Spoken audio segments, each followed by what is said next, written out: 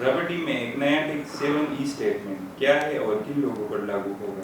ये एफबीआर ने अभी रिसेंटली प्रॉपर्टी में एक नया टैक्स मुतारिफ की है जिसको 7E स्टेटमेंट कहते हैं। इसका मतलब ये है आसान अल्फाज में कि अगर आपकी कोई भी प्रॉपर्टी 2.5 करोड़ रुपए से ऊपर की मालियत होगी, उसके ऊपर आपको 2.5% टैक्स देना पड़ेगा। वो ऐसे कि अगर आपकी एक प्रॉपर्टी 3 करोड़ की है, सो 2.5 करोड़ से ऊपर की जितनी मालियत होगी, जो डिफरेंस होगा लाइक 50 लाख रुपए, उस पर आपको 2.5 लाख रुपए देना पड़ेगा। और ये आपने हर साल हर फाइलर ने अपना 7E स्टेटमेंट प्रॉपर्टी टैक्स के हवाले से एफबीआर को जमा करानी है, इसका हिसाब किताब।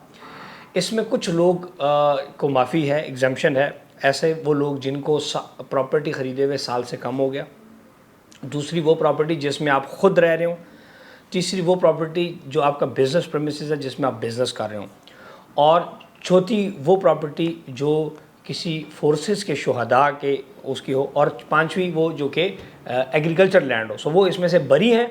इसके अलावा तमाम पाकिस्तान के अंदर जितने लोग हैं, आपके पास कोई भी प्रॉपर्टी है जो आपने इन्वेस्टमेंट के लिए या आप जिस घर में रह रहे हैं उसके अलावा आपके घर हैं 2-3, तो अगर उसकी 2.5 करोड़ से ऊपर की मालियत होगी, तो अगर आपके 10 करोड़ रुपए की प्रॉपर्टी है तो 7.5 करोड़ रुपए पे आपको टैक्स देना पड़ेगा।